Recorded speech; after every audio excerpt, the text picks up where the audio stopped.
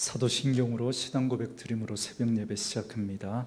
전능하사 천지를 만드신 하나님 아버지를 내가 믿사오며 그 외아들 우리 주 예수 그리스도를 믿사오니 이는 성령으로 잉태하사 동정녀 마리아에게 나시고 본디오 빌라도에게 고난을 받으사 십자가에 못 박혀 죽으시고 장사한 지 사흘 만에 죽은 자 가운데서 다시 살아나시며 하늘에 오르사 전능하신 하나님 우편에 앉아 계시다가 저리로서 산자와 죽은 자를 심판하러 오시리라. 성령을 믿사오며 거룩한 공회와 성도가 서로 교통하는 것과 죄를 사하여 주시는 것과 몸이 다시 사는 것과 영원히 사는 것을 믿사옵나이다. 아멘. 이 아침에 우리에게 주시는 하나님의 말씀은 창세기 42장 18절에서 38절 말씀까지. 창세기 42장 18절에서 마지막 38절 말씀까지입니다. 우리 말씀 찾으셨으면 한 목소리로 같이 읽습니다. 사흘 만에 요셉이 그들에게 이르되 나는 하나님을 경외하노니 너희는 이같이 하여 생명을 보존하라. 너희가 확실한 자들이면 너희 형제 중 한 사람만 감옥에 갇히게 하고 너희는 곡식을 가지고 가서 너희 집안의 굶주림을 구하고 너희 막내 아우를 내게로 데리고 오라. 그러면 너희 말이 진실함이 되고 너희가 죽지 아니하리라 하니 그들이 그대로 하니라. 그들이 서로 말하되 우리가 아우의 일로 말미암아 범죄하였도다. 그가 우리에게 애걸할 때에 그 마음의 괴로움을 보고도 듣지 아니하였으므로 이 괴로움이 우리에게 임하도다. 루벤이 그들에게 대답하여 이르되 내가 너희에게 그 아이에 대하여 죄를 짓지 말라고 하지 아니하였더냐. 그래도 너희가 듣지 아니하였느니라. 그러므로 그의 핏값을 치르게 되었도다 하니 그들 사이에 통역을 세웠으므로 그들은 요셉이 듣는 줄을 알지 못하였더라. 요셉이 그들을 떠나가서 울고 다시 돌아와서 그들과 말하다가 그들 중에서 시므온을 끌어내어 그들의 눈앞에서 결박하고 명하여 곡물을 그 그릇에 채우게 하고 각 사람의 돈은 그의 자루에 도로 넣게 하고 또 길 양식을 그들에게 주게 하니 그대로 행하였더라. 그들이 곡식을 나귀에 싣고 그곳을 떠났더니 한 사람이 여관에서 나귀에게 먹이를 주려고 자루를 풀고 본즉 그 돈이 자루 아귀에 있는지라. 그가 그 형제에게 말하되 내 돈을 도로 넣었도다. 보라 자루 속에 있도다. 이에 그들이 혼이 나서 떨며 서로 돌아보며 말하되 하나님이 어찌하여 이런 일을 우리에게 행하셨는가 하고 그들이 가나안 땅에 돌아와 그들의 아버지 야곱에게 이르러 그들이 당한 일을 자세히 알리어 아뢰되 그 땅의 주인인 그 사람이 엄하게 우리에게 말씀하고 우리를 그 땅에 대한 정탐꾼으로 여기기로 우리가 그에게 이르되 우리는 확실한 자들이요 정탐꾼이 아니니이다. 우리는 한 아버지의 아들 12 형제로서 하나는 없어지고 막내는 오늘 우리 아버지와 함께 가나안 땅에 있나이다 하였더니 그 땅의 주인인 그 사람이 우리에게 이르되 내가 이같이 하여 너희가 확실한 자들임을 알리니 너희 형제 중에 하나를 내게 두고 양식을 가지고 가서 너희 집안의 굶주림을 구하고 너희 막내 아우를 내게로 데려오라. 그러면 너희가 정탐꾼이 아니요 확실한 자들임을 내가 알고 너희 형제를 너희에게 돌리리니 너희가 이 나라에서 무역하리라 하더이다 하고 각기 자루를 쏟고 본즉 각 사람의 돈뭉치가 그 자루 속에 있는지라. 그들과 그들의 아버지가 돈뭉치를 보고 다 두려워하더니 그들의 아버지 야곱이 그들에게 이르되 너희가 나에게 내 자식을 잃게 하도다.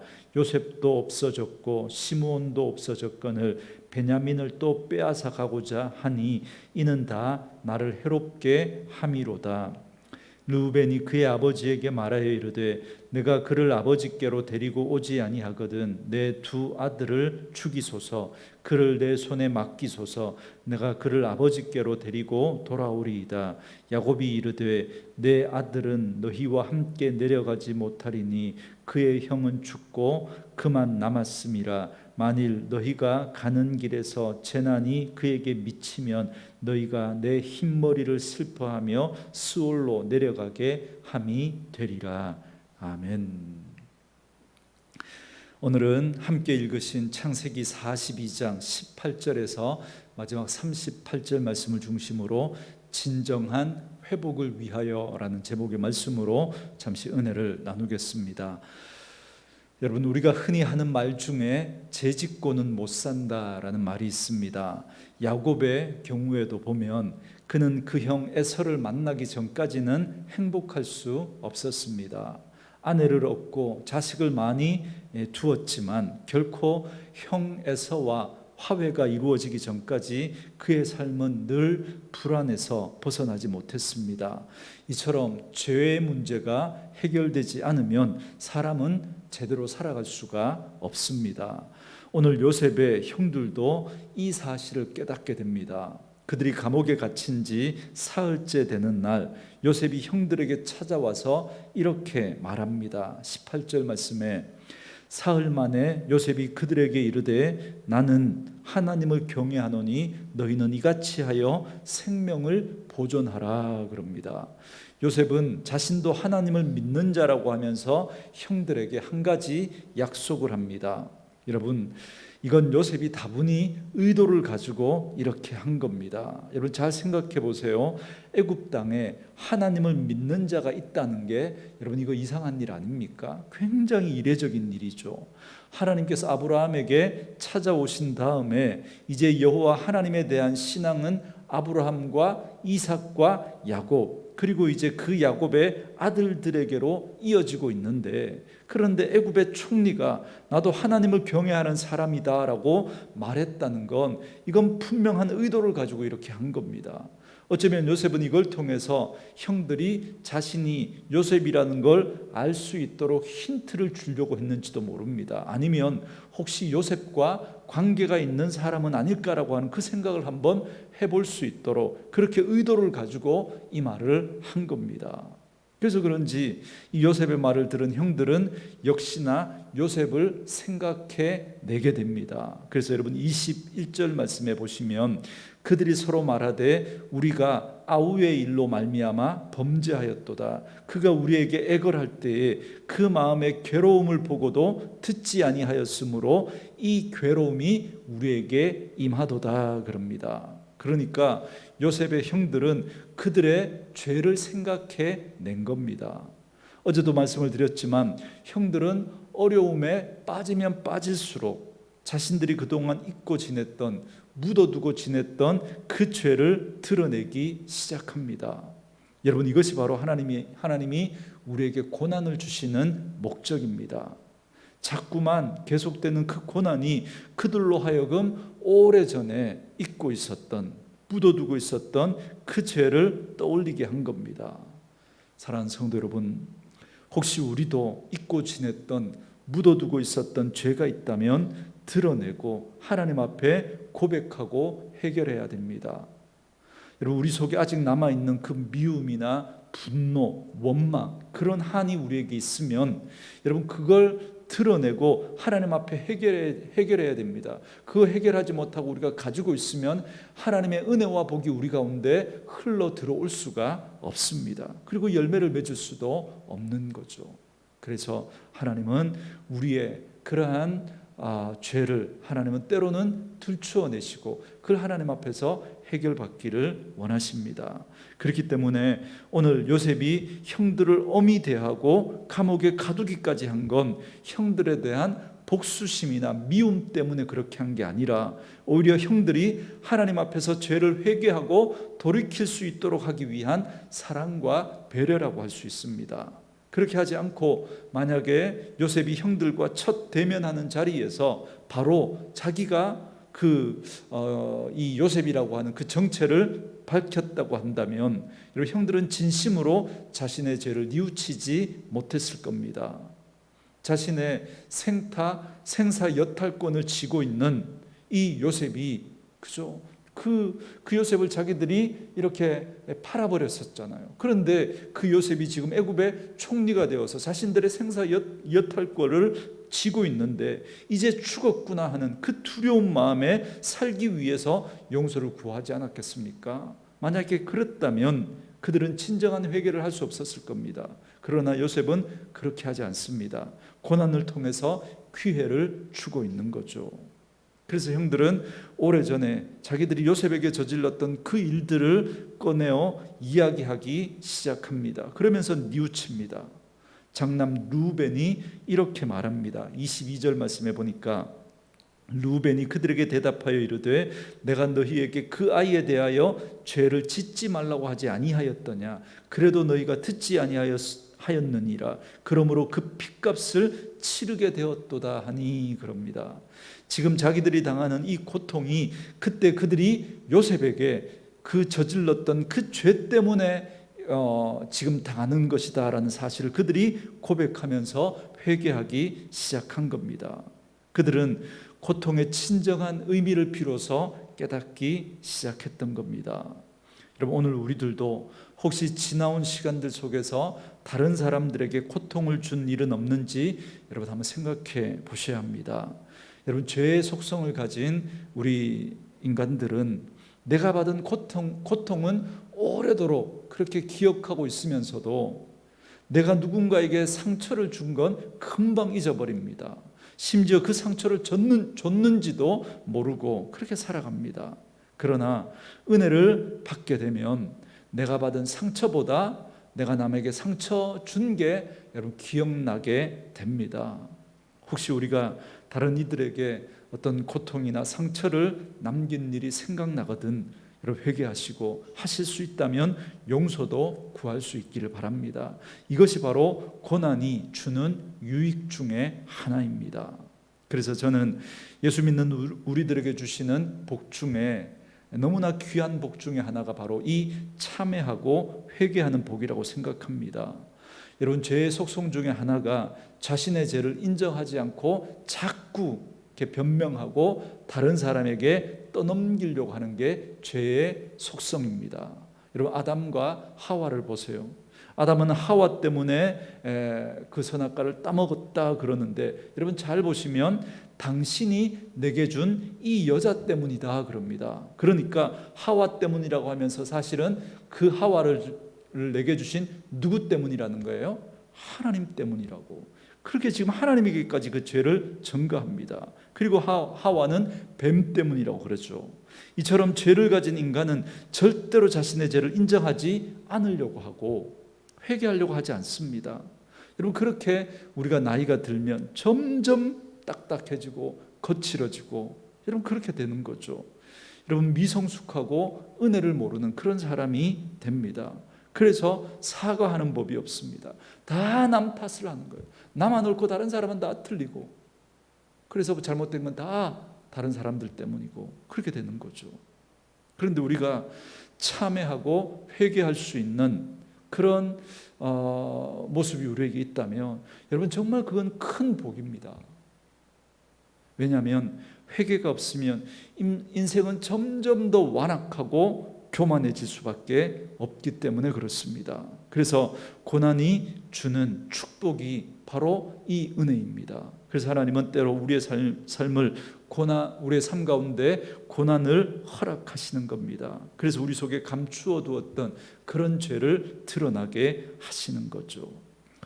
자, 이제 여러분 23절 말씀을 보시면 요셉은 형들이 하는 말을 다 듣고 있습니다. 여러분, 지금까지는 일부러 통역하는 사람을 세워서 형들과 대화를 했습니다. 그러니까 요셉의 형들은 지금 총리로 있는 이 요셉이 자신들의 말을 알아들을 거라고는 꿈에도 생각하지 못했던 겁니다. 그러니까 요셉이 있어도 우리가 하는 말을 못 알아들을 테니까 의식하지 않고 자기들끼리 지금 이야기를 하고 있었던 겁니다. 그래서 아마 형들은 옛날에 자기와 함께 있었던 그런 이야기부터 시작해서 자기가 이제 없을 때, 그죠? 애굽으로 이렇게 노예로 팔려가고 난 다음에 그때 있었던 그러한 일들까지 아마 많은 말들을 했을 겁니다. 그리고 요셉은 그 이야기를 들으면서 만감이 교차했겠죠. 그래서 여러분 24절에 보면 요셉은 형들의 얘기를 듣고 그 감정을 주체할 수 없으니까 자리를 떠나서 펑펑 울고 감정을 추스르고 난 다음에 다시 돌아옵니다. 여러분, 이게 우리가 성경을 읽을 때 그 행간을 읽어내는 겁니다. 그러나 요셉은 아직까지 자신의 정체를 밝히지 않습니다. 아직은 때가 아니라고 생각했던 거죠. 아마 형들이 좀 더 깊이 뉘우치기를 바랬던 것 같습니다. 여러분, 여기서 우리는 또 한 번 하나님이 우리를 대하시는 모습을 보게 됩니다.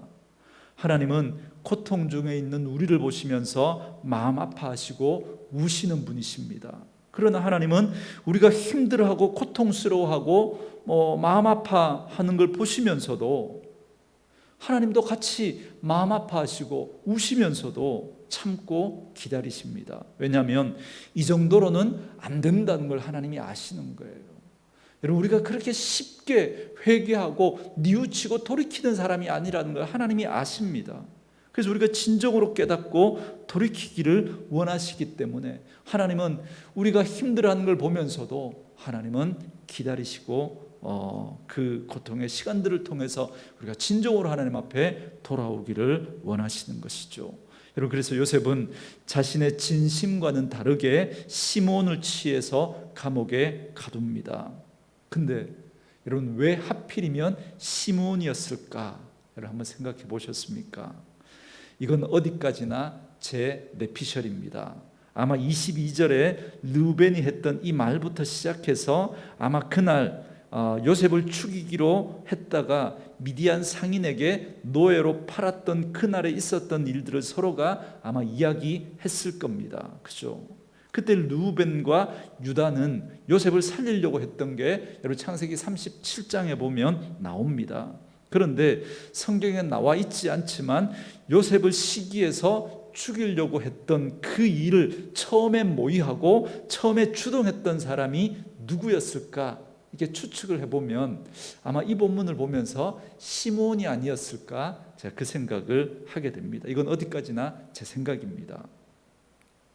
아마 이 이야기를 들으면서 요셉은 그 음모를 이 주동했던 자가 시몬이라는 걸 이렇게 알아차리고는 아마 시몬을 이렇게 그 결박해서 인질로 삼고 나머지는 풀어주고 집으로 돌려보냈던 게 아닐까. 사람인지라 이렇게 개인적인 그런 감정들이 있지 않을까, 그런 생각을 해봅니다. 어쨌든 그렇게 해서 이 시몬을 이렇게 인질로 삼고 나머지는 풀어주고 집으로 돌려보내는데, 그런데 곡식을 각자의 자루마다 가득히 취해가지고 그들에게 줍니다. 집에서 굶주리고 있을 아버지 야곱과 나머지 식구들을 생각해서 그렇게 한 거죠. 그리고 그들이 곡식을 사기 위해서 지불했던 그 돈을 몰래 다시 그 자루 속에 도로 넣어줍니다. 그리고 여행길에서 먹을 곡식도 따로 챙겨줍니다. 그런데 형들은 돌아가는 길에 그 자루를 열어봤다가 돈을 발견하고 깜짝 놀랍니다. 28절에 보면 그들은 하나님이 어찌하여 이런 일을 우리에게 행했는가라고 그렇게 말을 합니다. 저는 이 형들의 이 말을 들으면서 희망이 보이는 거예요. 희망이. 왜냐하면 자기들에게 벌어지는 일을 자꾸만 하나님과 연관해서 생각하려고 한다는 겁니다. 그런데 여러분, 앞에서도 말씀을 드렸지만 미성숙한 사람, 회개하지 않는 사람들은 자꾸만 나라를 탓하고 지도자를 탓하고 주변에 있는 사람들을 탓하고 하나님께서 이 일을 허락하셨고 하나님이 이 일을 통해서 하시려고 하시는 일이 있는데 그건 바라보지 못하고 자꾸만 다른 사람 탓을 합니다. 자기를 돌아보지 않아요.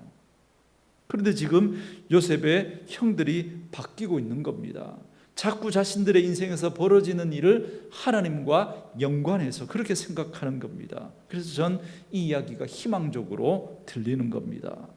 사랑하는 성도 여러분, 우리도 인생을 살아가면서 때로는 다 이해할 수 없는 일들이 여러분 일어날 수 있습니다. 그러나 그 속에도 분명히 보이지 않는 하나님의 손길과 섭리가 있다는 사실을 여러분 놓치지 않기를 주님의 이름으로 축원합니다.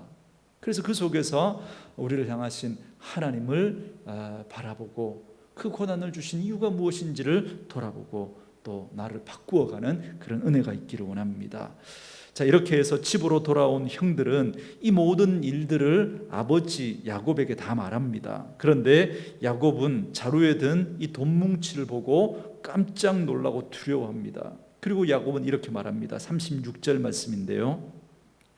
그들의 아버지 야곱이 그들에게 이르되 너희가 나에게 내 자식들을 잃게 하도다. 요셉도 없어졌고 시므온도 없어졌거늘 베냐민을 또 빼앗아 가고자 하니 이는 다 나를 해롭게 함이로다 그럽니다. 저는 이 야곱의 이야기를 들으면서 인간적인 아버지의 심정으로는 이 야곱의 이 모습이 이해가 되기도 하지만, 그러나 아브라함과 이삭과 야곱의 하나님으로 불리는 이 믿음의 조상 야곱의 모습으로는 너무나 아쉽다는 생각이 들었습니다. 무슨 말이냐면 야곱의 입장에서 한번 생각해 보세요. 요셉이 짐승에게 찢겨 죽었다는 그 거짓말에 야곱은 너무나 사랑했던 그 아들을 잃은 그 충격에 하늘이 무너지는 것 같은 고통을 느꼈을 겁니다. 자녀를 앞세운 부모의 마음이 여러분 어땠겠습니까? 오랫동안 슬퍼하고 울면서 마치 산송장처럼 그렇게 살았을 겁니다. 그런데 지금 이 둘째 시몬도 애굽의 인질로 또 이렇게 잡혀 있다고 합니다. 그런데 요셉을 대신해서 이렇게 품에 그렇게 안고 살았던 이 베냐민을 애굽으로 데려가야 한다는 겁니다. 이 베냐민은 나의 생명과도 같은 그런 아들인데 어떻게 이 아들을 보낼 수 있겠습니까?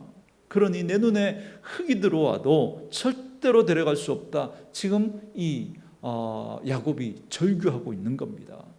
아버지의 심정으로는 제가 충분히 이 야곱의 모습이 이해가 됩니다. 그런데 여러분, 이 야곱은 지금 중요한 걸 잊고 있습니다. 꿈에 하늘에 닿은 사닥다리를 보았던 베델을 이 야곱은 지금 잊어버리고 있었습니다. 하나님의 군대를 만났던 마하나임을 지금 요셉은 잊고 있습니다.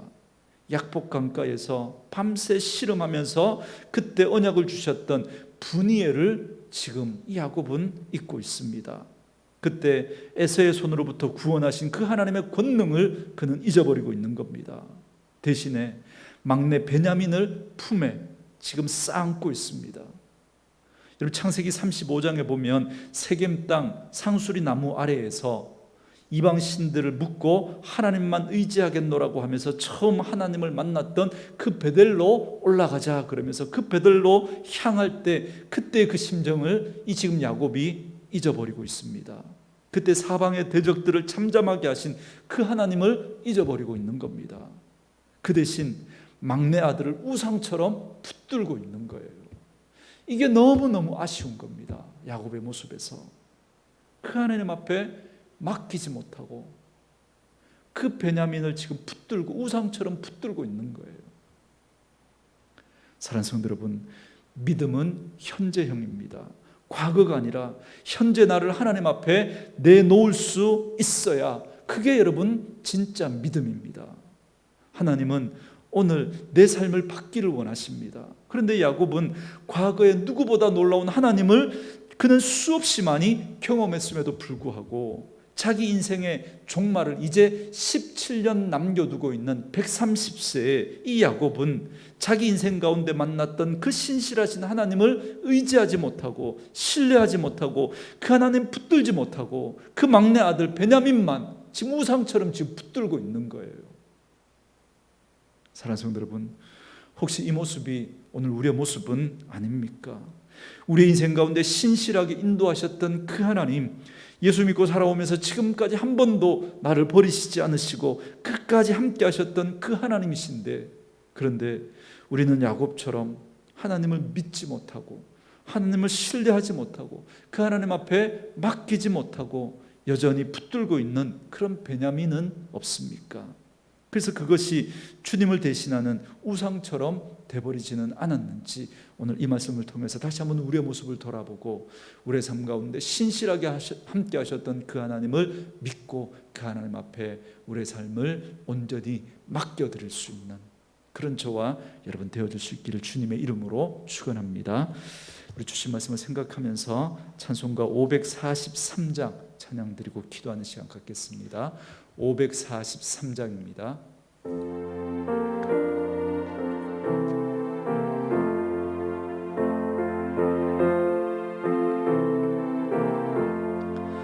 어려운 일 당할 때 나의 믿음 적으나 의지하는 내 주를 더욱 의지합니다. 세월 지나갈수록 의지할 것뿐일세 무슨 일을 당해도 예수 의지합니다. 성령께서 내 마음 밝히 비춰주시니 인도하심 따라서 주만 의지합니다. 세월 지나갈수록 의지할 것뿐일세 무슨 일을 당해도 예수 의지합니다. 밝을 때의 노래와 어두울 때의 기도로 위태할 때 도움을 주께 간구합니다. 세월 지나갈수록 의지할 것뿐일세 무슨 일을 당해도 예수 의지합니다. 생명 있을 동안에 예수 의지합니다. 천국 올라가도록 의지할 것뿐일세 세월 지나갈수록 의지할 것뿐일세 무슨 일을 당해도 예수 의지합니다. 아멘. 우리 주신 말씀을 생각하면서 우리 같이 한번 기도할 때요, 우리에게 참회하고 회개하는 복을 주셔서 딱딱하고 교만한 모습이 아니라 늘 하나님 앞에서 겸손한 마음으로 은혜를 사모하는 자로 살아갈 수 있도록 은혜를 다해 달라고 기도하시고, 내 삶 가운데 벌어지는 일들을 하나님과 연관해서 생각할 수 있는 은혜를 주셔서 다 이해할 수 없는 일들 속에서도 하나님의 손길과 섭리를 깨달을 수 있는 그런 은혜를 달라고 기도하시고, 과거에 머물러 있는 우리의 믿음은 아닌지 한번 돌아보시고, 내 삶 가운데 신실하게 역사하셨던 그 하나님을 더욱 의지하고 붙들고 살아가는, 그래서 오늘도 내 삶의 주인 되신 그 하나님 앞에 모든 걸 맡기며 살아가는 그런 저희들의 믿음 될 수 있도록 은혜를 다해 달라고 우리 같이 한번 기도하시고, 오늘도 나라와 민족 우리 선교지를 올려드리고, 또 이 시간에 또 우리 기도하실 때 임준모 집사님 위해서 우리 계속해서 기도해 주시고, 우리 김수지 집사님 위해서 우리 기도하셔서 하나님의 은혜와 치료의 손길이 함께할 수 있도록 기도해 주시기 바랍니다. 우리 같이 기도하겠습니다. 살아계신 아버지 하나님, 감사합니다.